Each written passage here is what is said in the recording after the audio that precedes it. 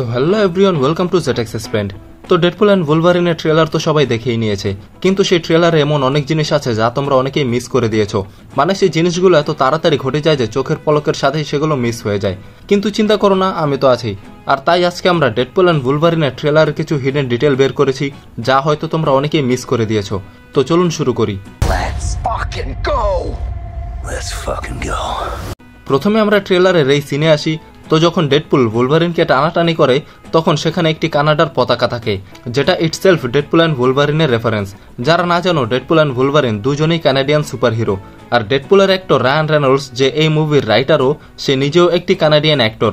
তাই আমরা এই ট্রেলারের অনেক জায়গায় কানাডার রেফারেন্স দেখতে পাই, যেমন ভয়েডের এই সিনে আমরা কানাডার সিএন টাওয়ারকেও দেখি। নেক্সট, এটা আমি আমার ট্রেলার ব্রেকডাউনে বলেছি, কিন্তু আবারও বলি, এই সিনে আমরা এজেন্ট প্যারাডক্সের নাকে পট্টি দেখতে পারি, যেটা আগে ছিল না।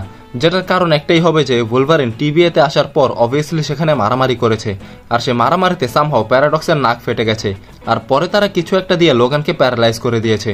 নেক্সট এই সিনে যখন লোগান তার শর্ট স্লিপসে আসে, তো সেখানে তাদের পিছে কুপার হেড লেখা ছিল, আর একটি সাপের সিম্বলও ছিল, যেটা রেফারেন্স হচ্ছে কমিক বুকের কুপার হেডের। তো কমিক্সে কুপার হেড নামের একটি সুপার ভিলেন থাকে, আর সে সার্পেন্ট সোসাইটির মেম্বার থাকে, আর তার জন্যই এখানে তার নামের পাশে একটি সার্পেন্ট বা একটি সাপের সিম্বল আছে। আর কিছু রিমার্সের মতে serpent society captain America brave new ওয়ার্ল্ডের মেইন ভিলেন হবে। আর তার পাশে একটি বোর্ডে লাইফিল্ড জাস্ট ফিড লেখা থাকে, যেটা রেফারেন্স হচ্ছে ডেডপুলের কো ক্রিয়েটর রব লাইফিল্ডের। আর সে ডেডপুলের যতগুলো কমিক ডিজাইন করেছে সেখানে একটাতেও সে ফিট বা পা ডিজাইন করেনি, আর তাই এখানে তার নামের পাশে জাস্ট ফিড লেখা আছে। নেক্সট ডিটেলটা অনেক বেশি ইন্টারেস্টিং। যদি আমরা এই সিনে রেড স্কালার গাড়িকে ভালো মতো দেখি তাহলে দেখব যে সেই গাড়িতে আয়রন ম্যানের ফেসের লোগো আছে। তো হতে পারে মুভির ভেতরে আমরা আয়রন ম্যানের আরও বেশি রেফারেন্স দেখতে পারবো, কারণ এই সিন ভয়েডে টেক প্লেস করে, আর টিভিএ না জানি কতগুলো ইউনিভার্সের আয়রন ম্যানকে ধরে এনে প্রুন করে দিয়েছে। কিন্তু এই রেফারেন্সটা আমার কাছে পার্সোনালি অনেক ভালো লেগেছে।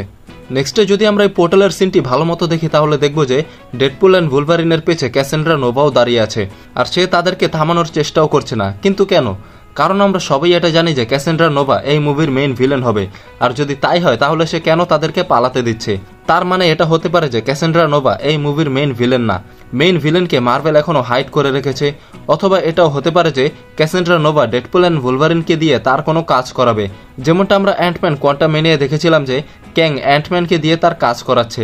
তো সেরকম কিছু এখানেও হতে পারে। তো বাস এই ছিল এই ট্রেলারের হিডেন ডিটেল যেগুলো আমি বের করেছি। যদি তোমরাও এই ট্রেলার থেকে তেমন কিছু পাও তাহলে অবশ্যই জানিও, আমারও সুবিধা হবে। আর আজকের ভিডিও এই পর্যন্তই।